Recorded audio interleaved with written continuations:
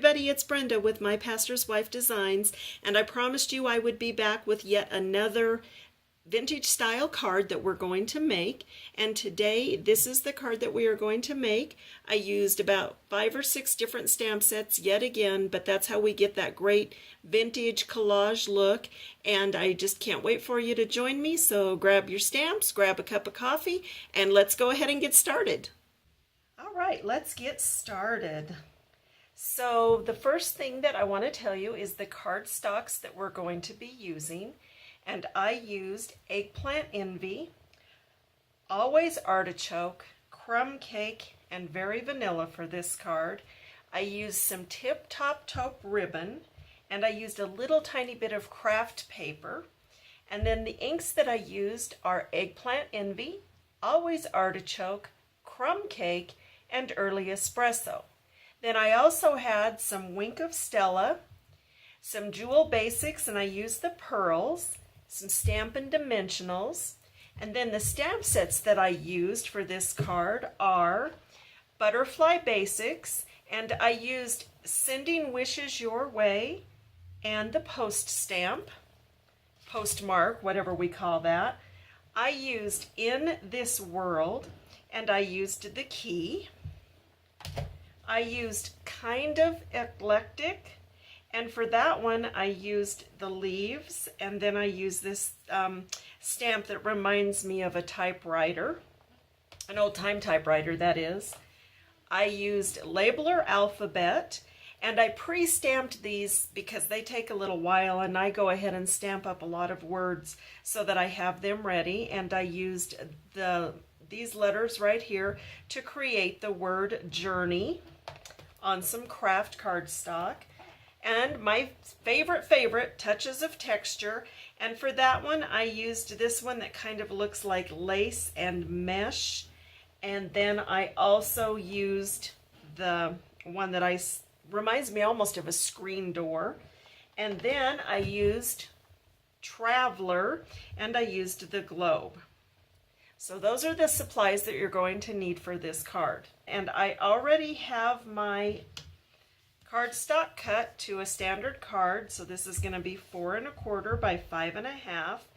And I want to stamp on it, and there's not that much that I'm going to stamp, but just a little bit so it has some interest. And I am going to use my Always Artichoke, and I want to use, I think I'm just going to use the key on this one because there's not that much that's going to show.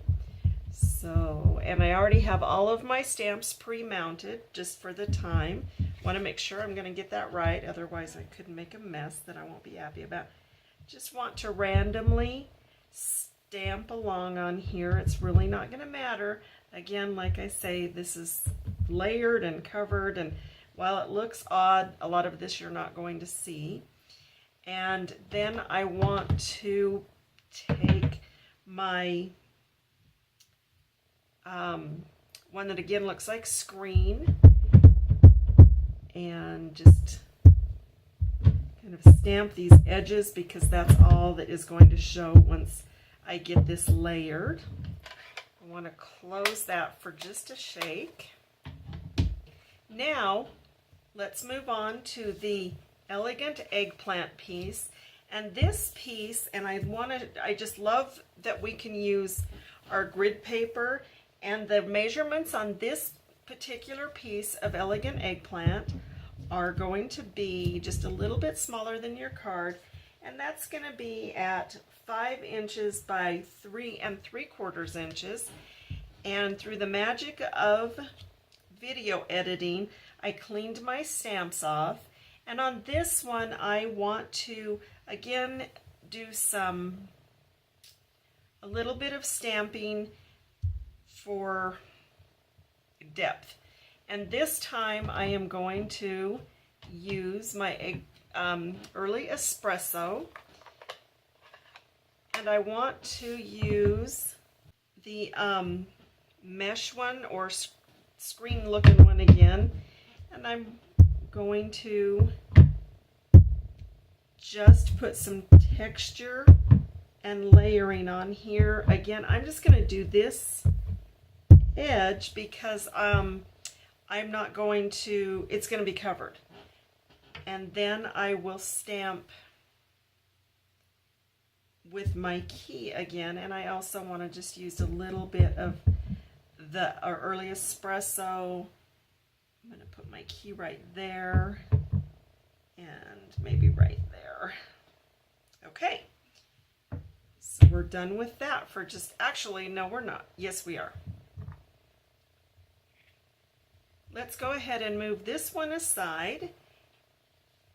And now I want to pull out this piece of crumb cake, and it is going to be measured at 4 1/4 by 3 inches. And then I also have a piece of white, Whisper White, and it is 2 1/4 inches by 1 1/4 inches. And we're going to stamp on both of these, seeing how we have them out. I want to start with my crumb cake, and I am going to use my mesh stamp yet again, and I am going to stamp on my white, and that's a little dark, so you know what, I'm going to flip it over, and now that I did that, I'm probably perfect for my off stamping. Yep, there you go. I love that, you know, it's two-sided, so we don't have that problem. And then I'm going to set that aside for just a second.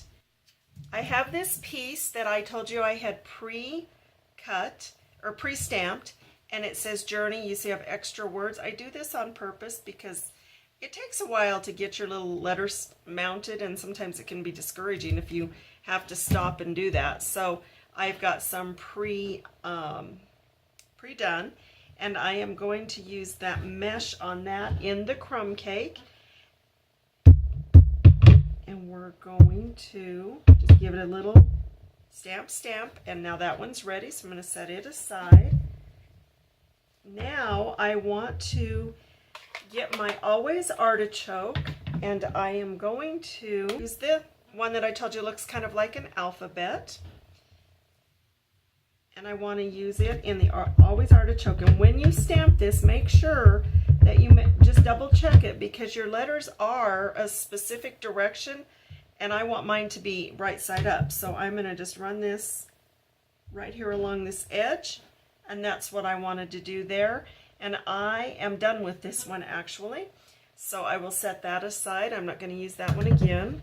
And then I want to close this because that's all I have in that color. I'm going to set that aside, and then I want to, oh actually, you know what, I'm not done with that color. I want to get my mesh out again, and I've got it cleaned, so this time I'm going to stamp it in the Always Artichoke again, but I don't want it super dark, so I'm going to off stamp it onto my grid paper and then just kind of go over that lightly. Now I am done with that particular one, and I am done with that color. Next, I want my crumb cake again, and this time with the crumb cake I'm going to do these leaves, and I want to do this lacy looking one. So I'm going to ink my stamp up pretty good and run my lace right down the side. It doesn't have to be perfect, doesn't have to be lined up, because again, this is layered. And then I think I want, nope, I want to do the leaves, and I'm going to do the leaves as well, and I want to just kind of go off like that with those. And I love the dark and just how that's kind of stand out a little bit. I'm done with the leaves, and now I am done with the crumb cake, so I'm going to get that out of my way. I'm going to pull out my early espresso one last time, and I've got my little postmark, and I have my key, and I want the key. I'm going to ink that up really good, and then I'm going to run my key just right there, and there it is. And then I want my postmark, and it's I don't think you have to worry about it being upside down or right side up. It's just a postmark, and again, we're layering. And I am done with those, so I'm going to set them out of my way. And I'm done with my early espresso ink. So now I want to bring my eggplant envy back over, or eggplant envy, oh my gosh, that's a long time ago. I'm going to bring in my elegant eggplant now. This has always been one of my most favorite colors. And I am going to stamp my sentiment, which is sending wishes your way. Ink it up really good. If you notice, this is a little bit different block than the ones I've been using. This is out of a paper pumpkin when I first signed up. And it works, so why not use it? I'm gonna line that up in there. Hold it on, let it kind of soak in for just a second. There we go. And I also am going to pull over again this piece, and we're going to do our globe. And my globe is again the elegant eggplant. I've got it all inked up really good. Got a little crazy on my edges, so I want to make sure I'm really careful and don't rock that, or I will be upset later. I'm going to set that on there. Again, just give it a nice press. Don't rock it. You don't want those edges that got inked up all over it. And lift it up, and you've got that nice, crisp sentiment. Or I mean, not sentiment, image. All right, so we are done with our ink, and now we're going to move on to assembling the card. So I have my pieces here, and I have a piece of, a smaller piece of elegant eggplant. And it is just a little bit bigger than our white. It's 2.5 inches by 1.5 inches. And I am going to go ahead and mount those two together. And I wanted to point out that I brought out my silicone mat. I used to call it my Teflon mat, and then I realized I was wrong. And my fast fuse. You guys know I like my fast fuse soft touch, flick of the wrist. I like fast fuse a little bit better than snail if I'm mailing a card, just because I know how things go through the mail and sometimes they don't hold up very well. So that's mounted like that. And while I'm talking about mail, if you ever have an embellishment on your card that gives it a little bit of lift, it's always nice to have a piece of cardstock. I recommend cardstock that's expired or retired so that you're not using up your current stuff, and slide that in your envelope on top of your piece that might stand up your embellishment. That'll make it smooth, and it will go through the mail easier, and it won't cost you the extra postage. You're only paying for weight then and not the machinable charge. Okay, we're going to go ahead and take the elegant eggplant, and I'm going to stick this up in this corner a little bit so you can see where it didn't matter what all got stamped here. Now we're going to take this piece and we're going to, again, put some fast fuse on it. And I can't stress enough to use a light touch with this. I see people really press down on it and it rolls off its spool. It doesn't work, and it's so much easier if you just give it a light touch and let it go. Now we're going to drop this one right down here in this corner. Then I am going to get a few Stampin' Dimensionals. Love these things because they give it a little bit of pop, and you can use as few or as many as you want. I tend probably to overdo it, but that's okay.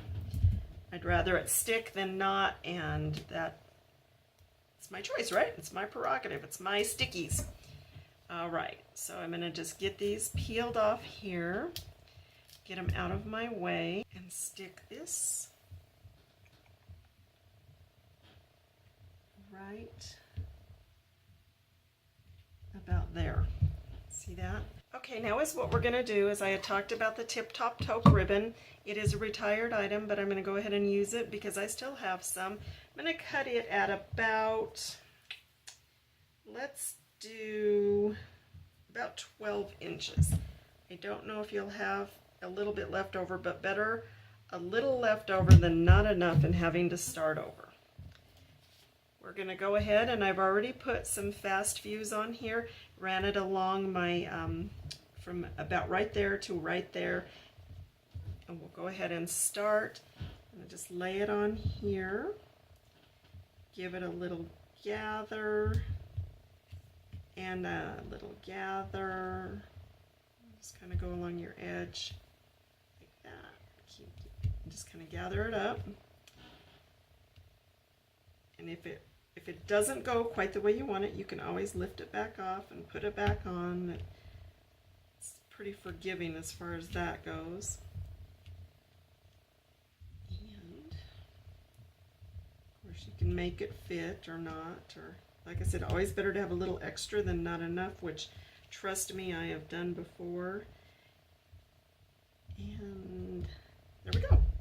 All right, all pressed down and gathered, and it doesn't look quite finished yet, does it? So I have got my journey that I cut out before and that we pre-stamped, and I'm going to go ahead and give that a pretty good amount of the fast fuse, a couple strips of that.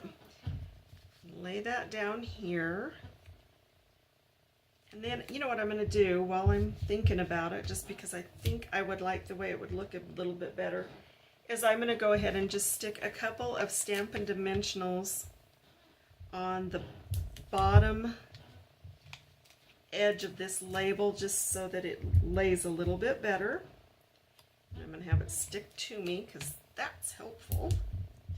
All right. Now line that up. Press that down so your fast fuse especially presses down on your lace.